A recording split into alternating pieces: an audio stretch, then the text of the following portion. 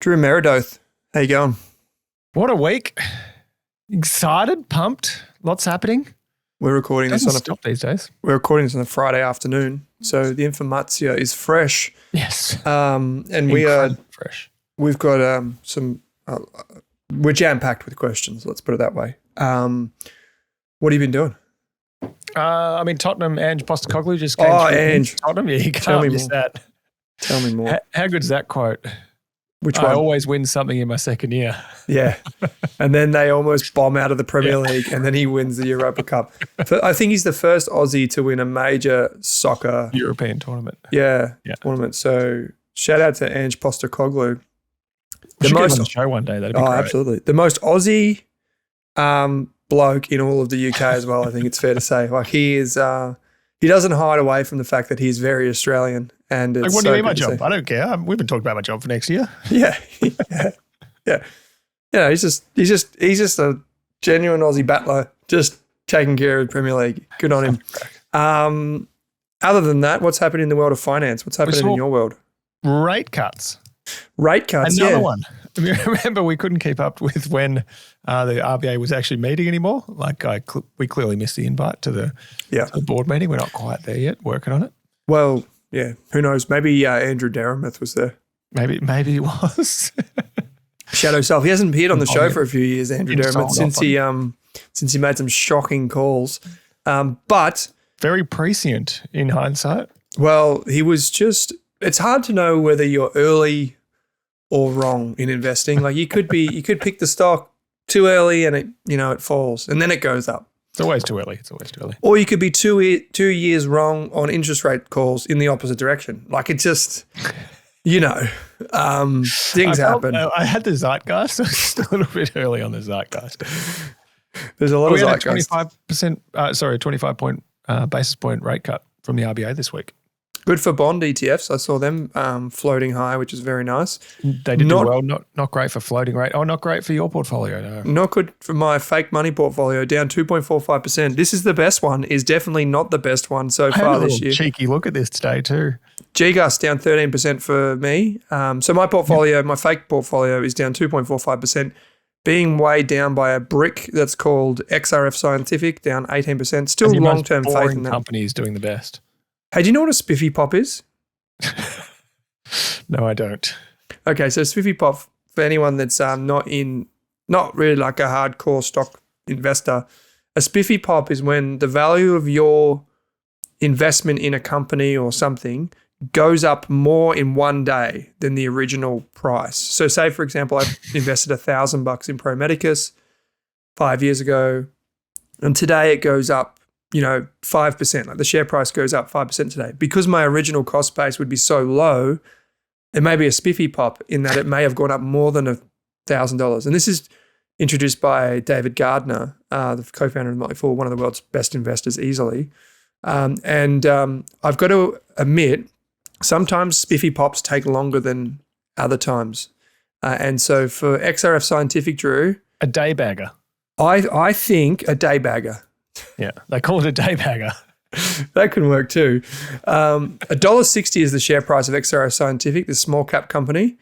But I have a feeling that over the next 10 years, it's going to be a really good business. So even though it is weighing on my portfolio right now, this inverse day bagger, as they would say, could come good.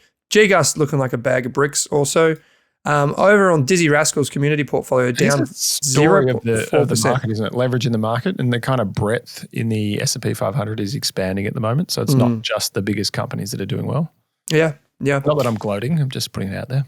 Well, KKR is not doing too well, down 23% for the community portfolio, but CBA is up 16%, the old faithful. Vulcan's still terrible, down 19%.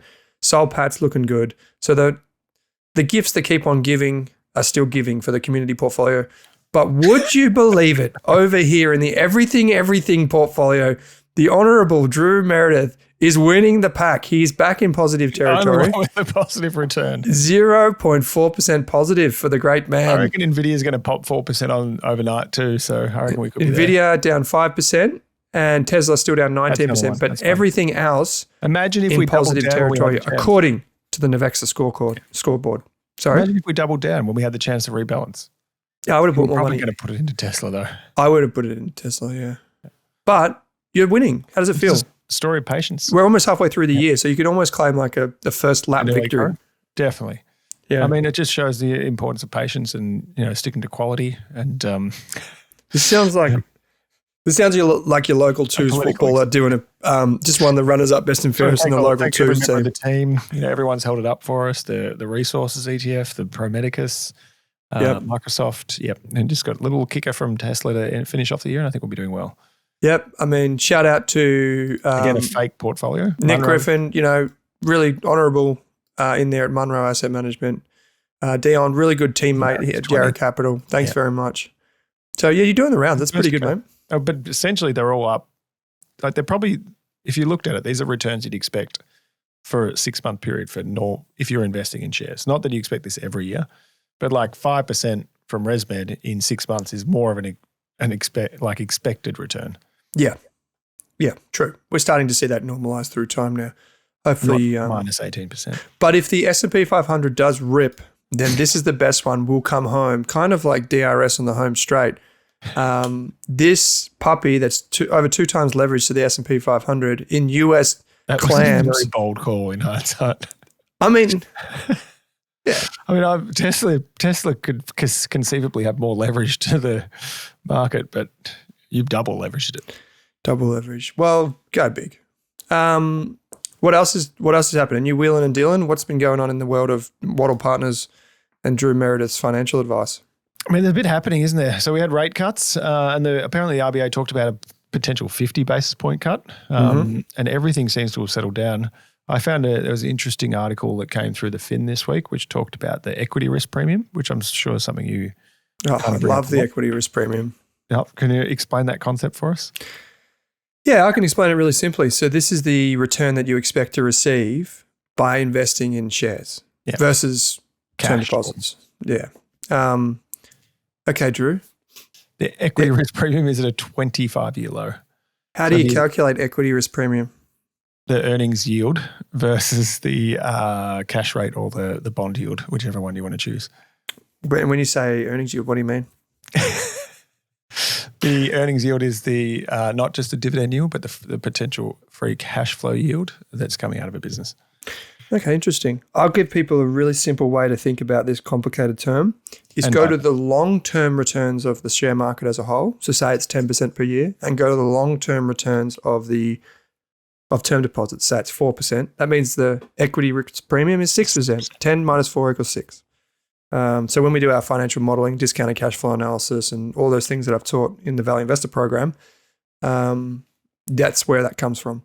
In terms of the rate, in terms of the outlook for interest rates, the market is pricing in, you can see it on the screen here if you're watching. Further cuts before December this year. It looks like the official rate is expected to hit 3.15%. So further declines in rates. This is always a lot. Remember, this is live. Like these things change incredibly quickly. If something changes in the global economy, that whole thing could go up or down. Yeah, that whole bucket of columns and rate curve. Yeah. It's quite interesting though, because then you have like bond ETFs responding to this. We'll just bring this up on the screen so we can all see it. Bond ETF, the biggest in Australia is the iShares Core Composite Bond ETF from iShares. Earlier this week, it did have a little bit of momentum, but overall, like bonds are starting to look good. I remember about a year ago when we were talking about this, people were looking at like the 5 or 10-year chart, or probably 5-year chart, being like, why on earth would you have bonds? Yeah.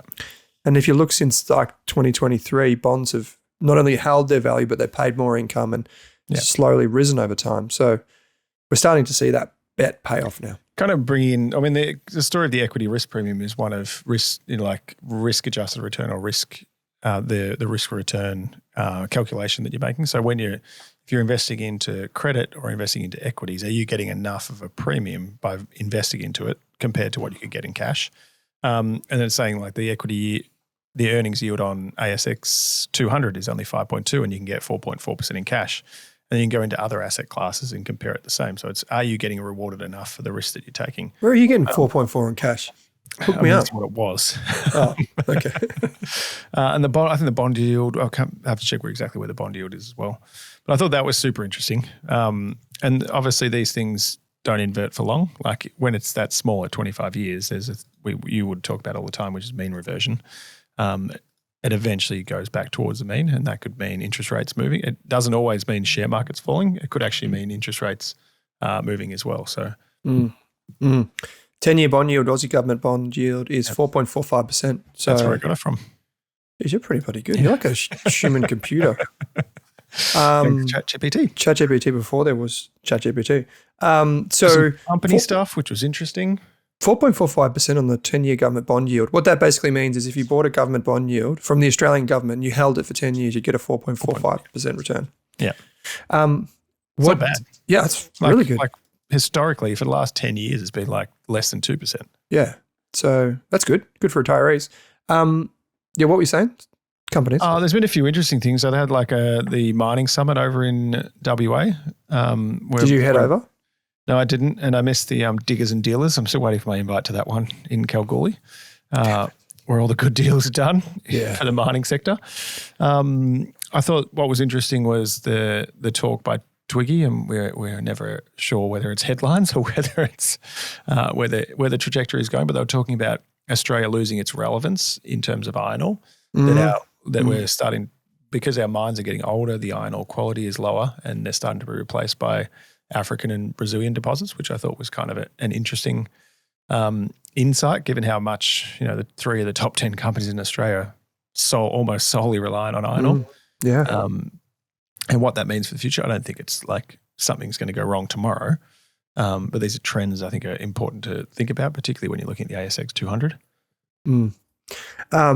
It's really, Twiggy's always been kind of this, is he a truth sayer? Is that what he is? But he's always been quite interesting in that regard, like in that he is often the one that kind of calls things out pretty quickly. Obviously, there may be a bit of self-interest there as well. Yeah, but there's no real kind of icon of the big mining industry in Australia, is there, to kind of direct the attention of people. So it's kind of good that he does that, I think. Yeah, for sure. Yeah. Go on. Company specific. So Bunnings, I think Wesfarmers came out. That's probably why one of your top performing holdings in your portfolio had some fairly interesting updates. So Kmart's, trying to expand like crazy and seeing a huge online presence, which I think you and I 10 years ago probably didn't think that much of Kmart as an online business. And but trust me, go in there. There's actually some pretty good product in there. And then Bunnings is also had talked about, I think what people have been worried about with Bunnings and Wesfarmers is the maturity of those businesses and how they find new legs of growth. Mm-hmm. But I know they started doing things like dog food and other, I think not car parts, but car servicing and ancillary services they've tried to add into the Bunnings framework. And it was an outrightly positive, I think, update from Wesfarmers. Yeah. So this is an interesting stat. Business-to-business sales, now 38% of Bunnings' total revenue. That's huge, isn't it, when you think about it? Yep. It's basically, it's probably a point to counter people who are a bit like the naysayers who maybe think that it's a very cyclical business, it's very much tied to DIY, it's interest rates, it's all that sort of stuff.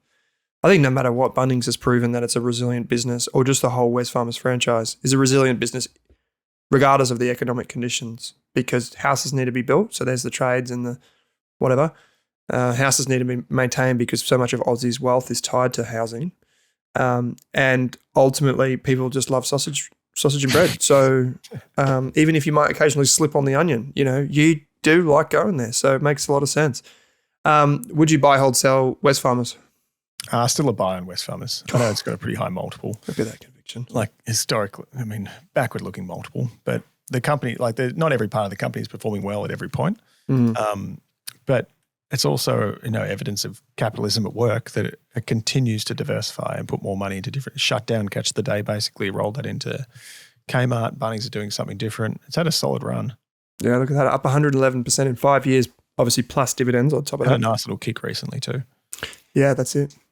Great business. Absolutely great business. Hence why you would be crazy not to have it in your portfolio. I think we both did. That was one of the... Did we both have it?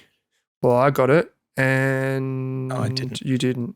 But I guess maybe I mean, I'd be streets ahead if I had it in. Maybe you have it on faith. But it's up. Yeah, it's a great business. Up a lot. Would you take Wesfarmers or Soul Patts over 10-year view? I think I still prefer Wesfarmers.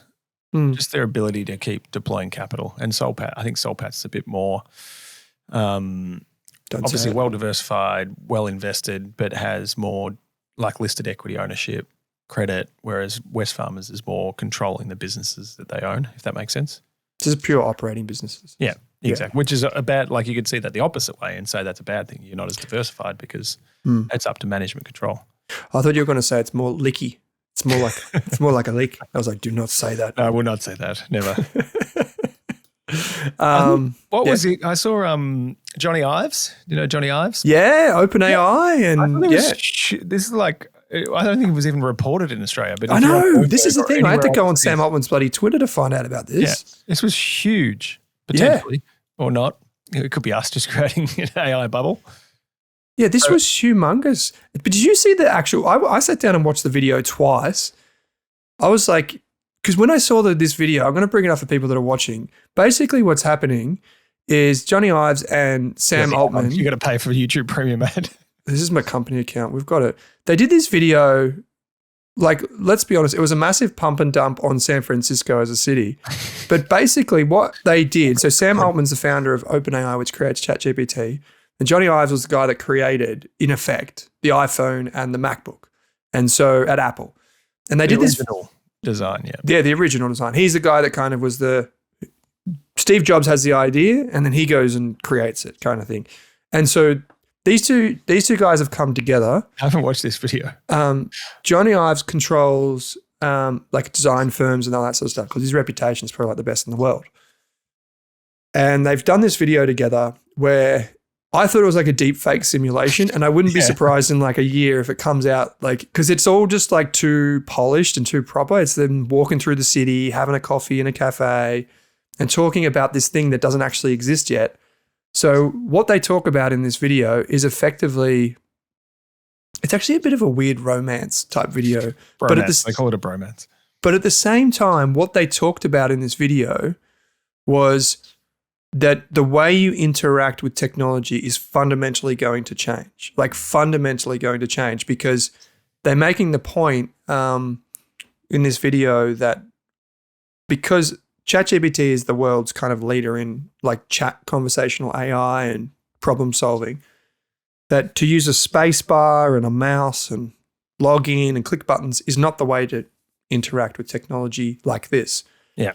And so Johnny went away and created this piece of technology, which no one knows about what it is yet, which is a whole thing. And they've come together, been working together for over a year. And Sam Altman says that it's like a it's not going to be like VR glasses or something. Yeah, that's it. It's going to be.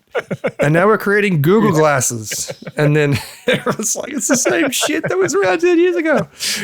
So other than being quite unusual, this video, it actually alludes to something which is really interesting. I mean, I don't know if Johnny Ives is in the business of hyperbole, but he said that it's easily the greatest piece of hardware that he's ever seen.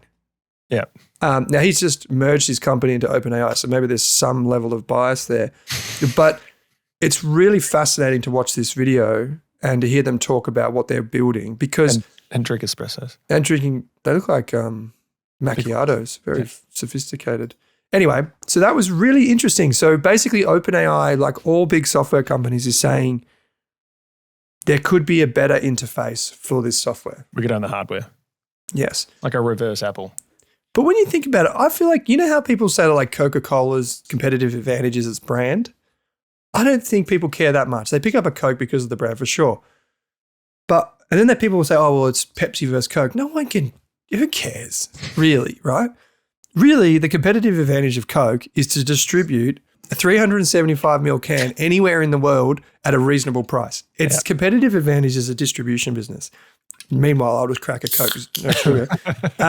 Not sponsored. Not sponsored. Could though. Bloody hell. But if you think about it, Coke's competitive advantage is distribution. Just like Taiwan Semiconductor, even if you took the whole island of Taiwan and put it in San Francisco, there wouldn't be the logistics around it. So for a software company to say, yeah, we've got this most amazing design product in the world. Here's my prototype. Check it out. Yeah, but then you need to go and make 1.5 billion of them to compete against Apple. And where are you going to find that, So there's one thing to have a concept. It's another thing to roll it out. I think that's kind of the big mystery of this whole thing. That's my 2 cents, Drew. I think it's interesting how fast everything moves, and how I think I talked about like the eye identification last time, that there's just these new technologies popping up all the time, and like the markets and AI are just not stopping. I hadn't actually seen that video yet. It was a little bit it was an experience to watch it, I think. But it's like the melding of software and hardware. Like everyone wants to build the software that's central to everyone, but if you can own the hardware and the software like Apple has, you can be a trillion dollar, like the biggest company in the world essentially. Definitely. As we started investing when you're worried about things like tariffs. As we normally do here on the Australian Investor Podcast, we do like to read the YouTube comments from time to time. And here's a bunch of YouTube comments that sit below this video from OpenAI. The announcement is that there will be an announcement. Johnny introduces Sam like he's introducing a new iPhone. Are they presenting to the bartender? IO, the art of talking and not saying anything. Is that referring to us or is this to? For $6.5 billion, you act as if we were BFF? Deal. Let's not do mine. Let's not do the Waddle YouTube again. We have Waddle Partners YouTube channel. It's got worse. Oh, here we go. Oh, there's Drew Meredith there. It's a lie. It's one of his videos. Let's bring that one up. 5 superannuation killers from Drew Meredith. What's in the comments section here? Please be positive. I would have added number 6. Where can I compare my fund? Hey there, Waddle Partners. I really admire your content. Oh my gosh. Great work. Thanks. It's pretty positive. On the whole, you got a few bots in there, but it's pretty positive, Drew. So well done. Yeah, that's because I spend 2/3 of my day deleting the CFD trading comments or whatever they come up every day. That's great. That's so great, mate. Well done. Now, we do have quite a few questions, but one of the questions I wanted to address at the very top was actually one that was directed at me. Remember that you can send your questions in, and we absolutely love your questions, particularly I believe that Gamble Responsibly, we're now taking bets on who will win the $10,000 stock challenge before the end of the year. Questions or comments? Well, both. And just general banter. Send in your questions and your comments and your feedback and banter via the link in your podcast player or in the YouTube description. It says ask a question. Just select the Australian Investors Podcast when prompted. As always, we don't know your needs, goals, or objectives. So be sure to speak to a financial planner, like say Drew here, before you act on the information. If we do recommend, we don't recommend, but if we do suggest or talk about things like ETFs, managed funds, super funds, etc., they come with the PDS, product disclosure statement. You can find that on the provider's website. Finally, read the Rask Group's financial services guide available at rask.com.au/FSG. Okay, this first comment comes from Farewell Freddy. Hi, Owen. Sorry, but this is a rant rather than a question. We also take rants via this same link. Have been faithfully listening to your various podcasts for 5+ years, but about to give up. Why? Simply put, there are 2 reasons. Number 1, I have to wade through minutes of advertising for each podcast from preferred suppliers, which is annoying. Number 2, more importantly, I bemoan your drift away from the purity of index tracking ETFs, which you argued for over the first 3+ years, to now having salesmen as guests on your show who actively push managed thematic ETFs. I know you get heavily supported by these ETF providers, but much preferred your original independence and honesty, particularly in highlighting the outperformance of passive over active. Realize you have to make a buck, but wish you didn't have to sell your soul. So this is a big comment from Farewell Freddy, and frankly, it's a great comment. Like, yeah, bring it on.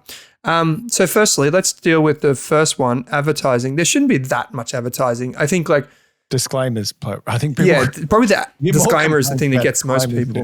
We try and limit all ads to 30 seconds. There might be 2 of them on a show, but realistically, so the Rask Group as a whole entity makes around about 40 to 50% of our income from advertising on podcasts. And we do that through fixed long-term agreements. So the idea is to have 12+ month agreements with big brands and reputable brands that we vet. No shonky or shitty CFD providers and those types of folks that will try and rip you off. And nor will they ever contact you. Well, actually, one of them contacted us last week, CMC Markets, and obviously haven't listened to the podcast. So that we'll just string them along, see what happens. So the reality is that we put in, so we have a whole team, there's 5 to 10 people that work across this part of just the podcasting kind of creative side of our business. So you got to pay people and you got to deliver a good service. So I think that's kind of reasonable. Like some of the interviews would be 5, 10 plus hours just of research before you actually pull things off. So I think that's the first thing to note there. On the second difference between sponsorship and changing your view, like you're not like just because someone is supporting the podcast doesn't mean you're changing your view on whether ETFs are appropriate. Like I don't think. No. I think you're about to go into that. ETFs are more appropriate than ever, but and I've said it constantly, which is that you can blend multiple types of investments together, and it depends on what your objective is. But there's also a commerciality about running a business. Yeah. So the first thing for advertising, that's totally fair, but we're not Tim Ferriss. Maybe if I do it for everyone, so maybe the community can tell me what you think here, but maybe if you want us to cap the ads at exact time in your podcast player so that you can maybe think about fast forwarding to that point of every show, just let me know. But on number 2, it's totally different. So obviously you have to make very, very clear that we do not receive anything for investing in different types of funds. That's not at all how we operate. But I think you made the really good point just now, Drew, that, we often question ourselves of like what is good investing and what isn't good investing. I think I made this point recently, but you do this all the time, Drew, with Waddle. But if you had someone that has like $1 million that they've got in super and they've saved up their entire life, worked bloody hard for this, and they're planning to retire in the next 5 years, if they're sitting in front of you and they eyeball you and they're like, I'm worried about the future, I don't really like volatility, I'm trying to invest, and live off this income, you can have a very, very simple portfolio for them, which for most younger people, if it was a younger person, it would be lots of index funds, which is what we have, and you would have almost all growth. But the reality is, as soon as you start to think about passive income and as soon as you start to think about retirement, a lot of people have their blinkers on, particularly in the financial independence community, and think that index funds are the only thing that work because they read one SPIVA report, which is SPIVA from Standard & Poor's, and think that that's the only way to do it. The problem is, if you look at the SPIVA reports, they don't do any other asset class other than shares. Yeah. And why? Because that supports the narrative that index funds work. If you look at other asset classes, S&P obviously gets paid by every ETF provider. ETF provider that uses their index. So if you look at other asset classes, there is a genuine case to be made that having an active strategy makes a lot of sense. Also, you can't have ETFs for things like property or those other things that, like you can have an ETF that invests in other things that invest in property, but not an ETF for property. So you have to have an active strategy if you go down that path. Or if you want bonds, the writing is on the wall. It makes sense to pick a high quality bond fund. It's like, we're not, anyway, that's my rant. But I totally take the point that index funds are important.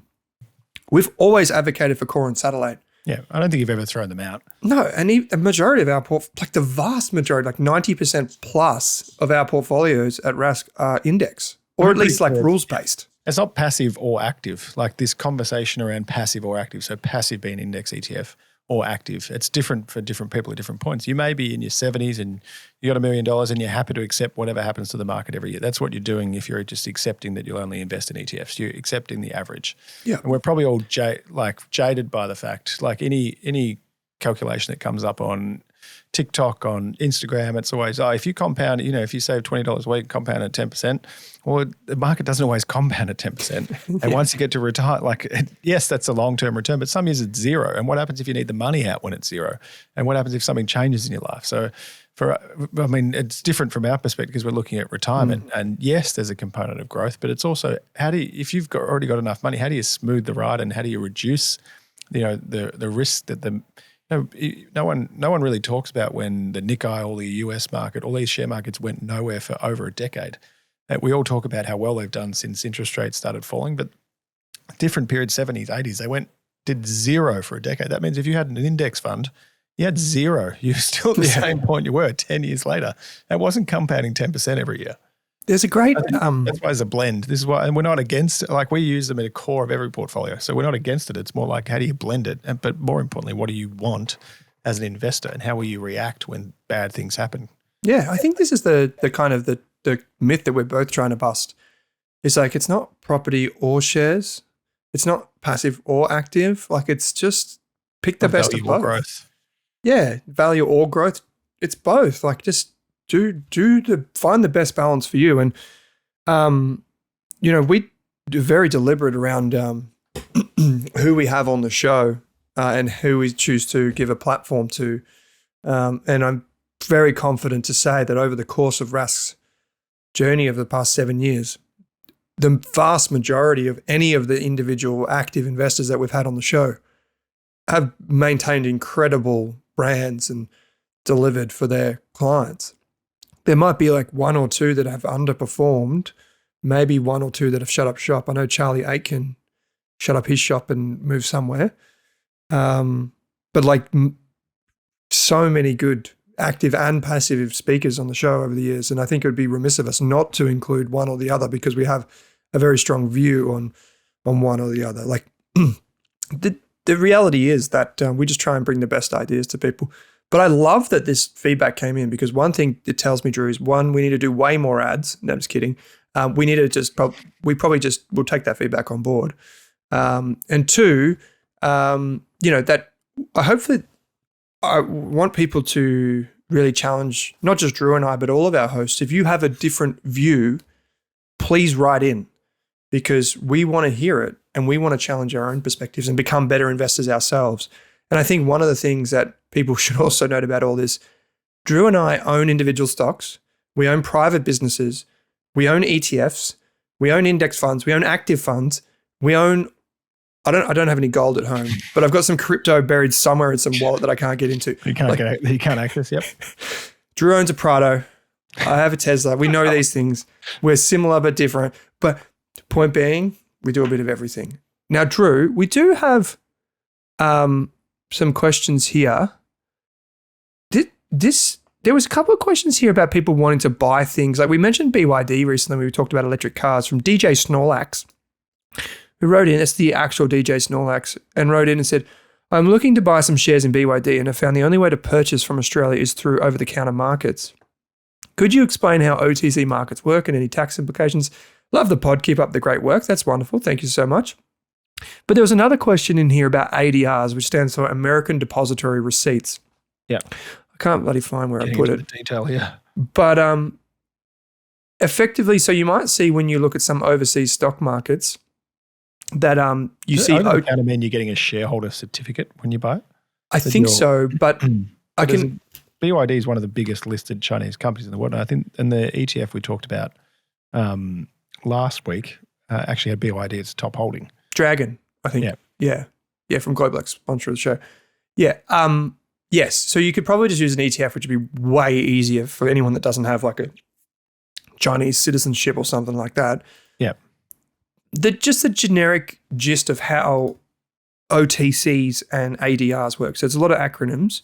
Firstly, on OTCs, typically the types of companies that trade on these companies, if you've ever watched Wolf of Wall Street and you saw Jordan Belfort in what looked like a laundromat turned into a stockbroking firm, and they called them pink sheets, and they were like swapping like stocks and penny stocks and stuff, you typically used to get a lot of those businesses on OTC. And it's very like illiquid in many instances and kind of a bit like a little bit more of the Wild West. It's not completely like that. ADRs are a bit different. ADR stands for American Depository Receipt. And you might find like, I think Alibaba is an ADR. And basically what these are is... Similar to a CDI or different to a CDI? CDI is different because it's like a CHESS depository interest. That's... we're just... The CHESS version of the US stock, yep. Finance, we love acronyms. But just quickly on an ADR, what it is imagine like a JP Morgan or a big investment bank in the United States says, all these Americans want to buy BYD, but they can't buy it. We'll go and buy some shares, put it in a reserve, and then make those shares available for sale from our platform to those investors. And so you have this middleman, in a sense, of the investment bank. They technically hold the shares on your behalf. Yeah, exactly. And it's a pretty well-established thing now. Some of the massive companies around the world do this at scale because as long as there's a system behind the scenes. Yeah, so Alibaba Group Holding Limited, ADR, is listed on the New York Stock Exchange. So the ADR is listed. There are other structures around the world, but if we could finally debunk maybe the thing that you brought up, which is what ResMed is, which is a CDI, a CHESS depository interest, a CDI, what that is effectively when you buy it in Australia, it represents a unit or a basket, depending on what the ratio is. It represents a unit of an American share that's held for you. So similar to an ADR is in the US exchanges, a CDI is on the Australian exchanges. Direct ownership. Exactly. So ResMed, if you buy ResMed shares in Australia, its actual home listing is New York Stock Exchange. Yeah. But I think it's 1 for 10 when you buy it here in Australia. So the equivalent is like just someone goes and buys it over there and you have a right to that interest. And that's kind of like, it's like two markets for the same class of shares, but there's some reserved for Australian investors. And so the implication there for anyone that holds ResMed is that you may need to fill in a W8 bend form, which I believe can be annoying for some people. I think it applies to ResMed. It does. Yeah. Now, Drew, we're going to have to come back and do a marathon Q&A because we keep running out of time every week. And more and more questions come in. More and more questions are coming in. If you have some heckling for us, please send it in now. We do love to hear from you. DJ Snorlax, Country Cowgirl, Simply Invest Better Than the Rest. Love that question, which was what's the best platform to use? I've used Stake in the past, but leaning towards CMC now. It was worth saying before that like BYD, so we use platforms. We use superannuation investment platforms, RDPS. And BYD is something we are able to buy through those platforms on behalf of clients as well. That's cool. So if you are a financial advisor client, it might be worth reaching out to your financial advisor if it's Drew or something. Can you buy us some BYD? Can you buy us some BYD? Hey, flick us some BYD, as they say. So, Drew, you always say dad joke, just saying. I got a good You're one, also, I just want to say on behalf of everyone here on the show, just don't get a big head. We know you're 0.4 positive, you know, still 6 months to go, mate. 6 months to go. So, you know, let's watch this space. The community's coming back. Vulcan, we have it on good authority. Vulcan is... Can I sell out to cash now? If I sold out to cash now, I'll win. Vulcan is going to do something. That's what they say in the community. Speaking of community, if you want to come and give us more banter on the fly, have a chat, come join heaps of great names like Greg, Tim, Fraser. And pressure Owen for the roadshow. We want an East Coast roadshow. Yeah, well, the Rask team want to do 4 events. So Perth, Brisbane, Sydney, Melbourne. I'm very keen to go to Adelaide and Canberra and a few other places. So if you're listening and you want us to come around, just drop us a note in the community or via the link in your podcast that says ask a question. If you do want to get in contact with Drew here, you can follow the link in your podcast player that says financial planning and follow the prompts. Alternatively, just email Andrew Dermuth at rbagovernor.com.au. No, seriously, head to waterpartners.com.au. Yeah, mate. So what's your dad joke? Give it to us. I like how you put that in before the dad joke because then hopefully they've turned off by the time this comes. I had a date last night and it was perfect. Tomorrow, I'll have a fig. Oh, I see what you did there. It's to do with like little fruits. Well, mate, this has been heaps of fun. Keep getting YouTube famous and we'll see you next week for 2 cents on a Saturday morning. Absolute pleasure. Good to see you. Thanks for watching this video on the Rask Network. While you're here, don't forget to like and subscribe so you can get videos each and every day on business, finance, investing, and so much more.